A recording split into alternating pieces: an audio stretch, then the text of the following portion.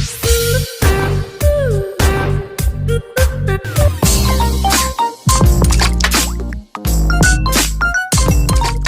morning, class. Before we will start our lesson today, may I call on Miss Mabakyao to lead the prayer?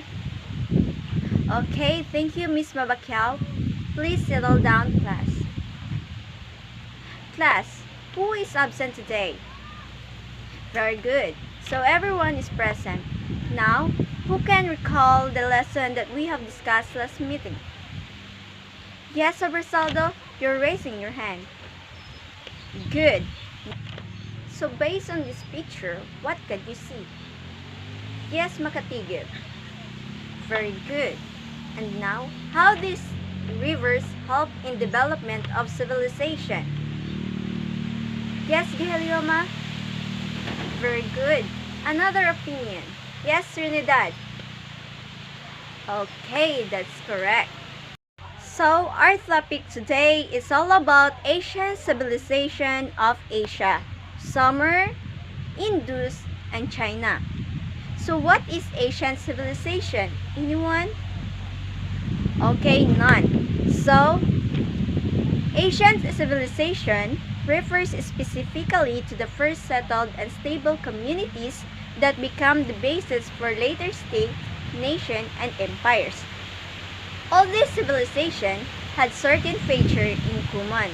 They built cities or invented forms of writing. The study of Asian civilization is concerned with the earliest segments of this much broader subject called Asian history. So again, what is Asian civilization? Okay, let's solve Fernando. Very good. Let's proceed to the three types of civilization. Civilization of Sumer, Indus, and China or Shang. So the first civilization is Sumer. Sumer was an ancient civilization founded in Mesopotamia region, known for their innovation in language, governance, architecture, and more. Sumerians are considered the creator of civilization as human modern. Now, known as the cradle of civilization because the first civilized human society is emerged. So Mesopotamia is formed from ancient word Meso and Potamus, meaning between of the rivers. This is situated in the fertile valleys between the Tigris and Euphrates rivers. Theocracy, their form of government. Their form of government is called theocracy because each city-state has no single leader, and their kings are the priests or the patisi. Also, Sumerians were the first creator of real organized government. So the Sumerian main occupation are planting, trading, hunting, and animal husbandry. Polytheism. Poly means many and theism is God, because Sumerian worship many gods and it is called polytheism. Ziggurat, the largest temple or building in Sumer. This is the main temple used to worship the gods of the city. These were built in the center of the city. They had steps and ramps, and it was believed that gods descended to the earth using the ziggurat as a ladder. So the Sumerians' contribution are cuneiforms, scribes, epic, and more. Cuneiform is the first system writing created by Sumerians. Cuneiform was written by cutting wedge-shaped marks into dumb clay with a sharp red. Scribes were people trained to read and write. They kept records for everything in the society. People had to go to school to learn scripts. Epic is a long story poem that tells the story of a hero. So Sumerians wrote the first story called Epic of Gilgamesh. So the other contribution of Sumers are wheels, plough, wheelbarrow, wheel-spun pottery, the sail, lunar calendar, bronze metallurgy, silver currency, and plus its decimal system. So the second civilization is Indus or Indus Valley Civilization. The earliest civilization known urban culture of the Indian subcontinent in South Asia, and you can see the rivers valleys of Indus and Ganges. So the civilization arose near the Indus rivers after the rivers flooded and left fertile soil behind. And this civilization started about 300 BC to 1500 BC. Harappa and Mohenjo-daro, a large well-planned cities called as Harappan or Indus civilization, houses made from baked smooth bricks. These are the two important cities that emerged in the Indus. The cities are well-planned and organized.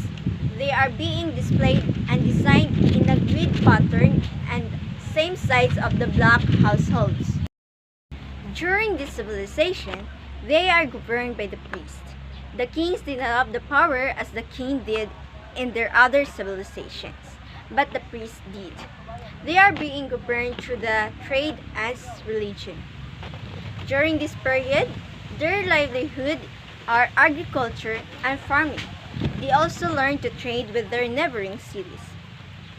Their religion system is called Dravidians, which Dravidians worship many gods and symbolize the forces of nature.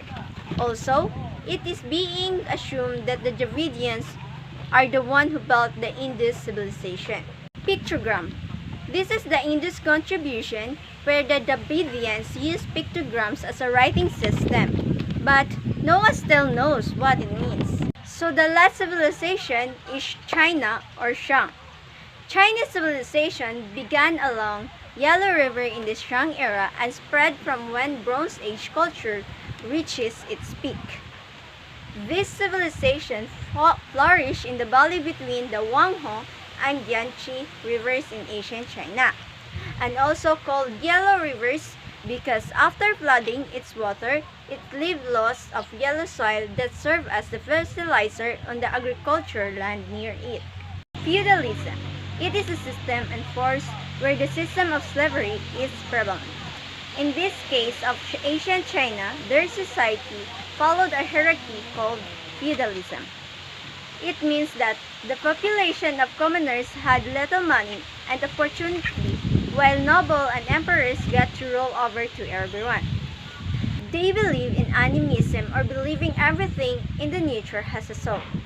They have oracle bones or tortoise houses written talking to their gods and deceased ancestor.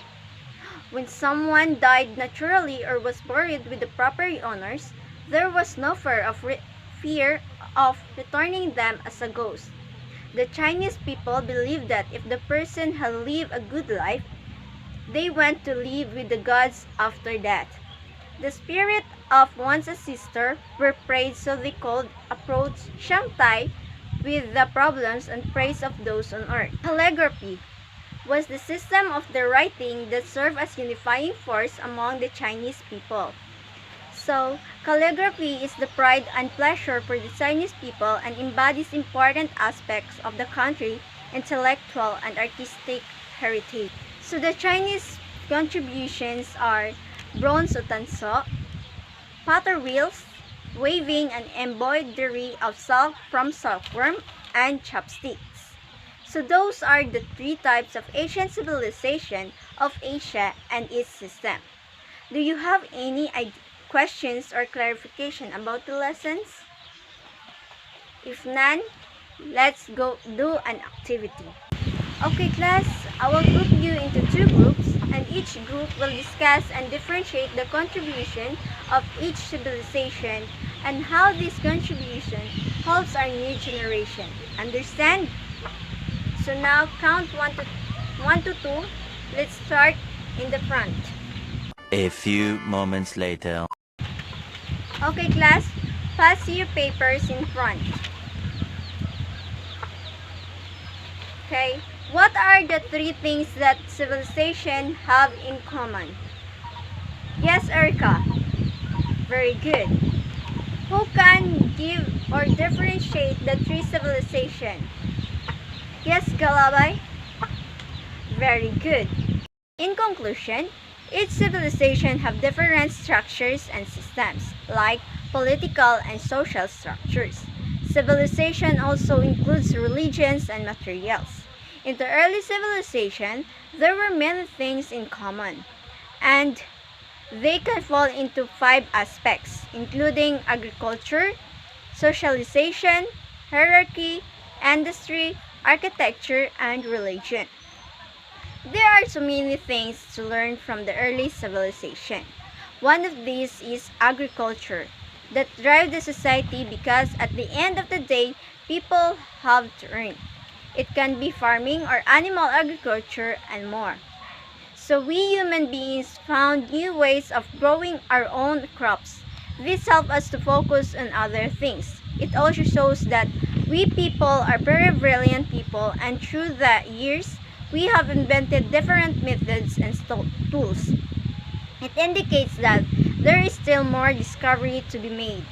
We as a human beings have been aiming to make our work easier and to find new convenient ways of doing things. We have to achieve anything that we want. However, no one can do it alone because we as a human beings want social creatures. We must rely on each other or draw from past work if they want to make something.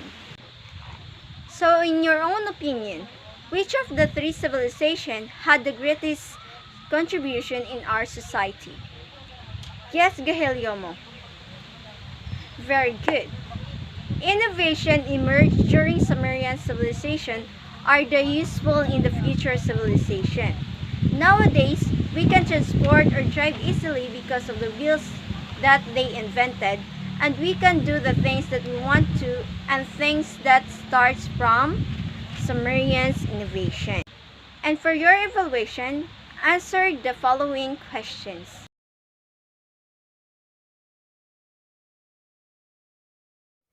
And for your assignment, make a reflection on the lesson that has been discussed and explain its importance in the new generation or country. And that's all guys for my video demonstration. Hope you learned something and God bless us all. Bye!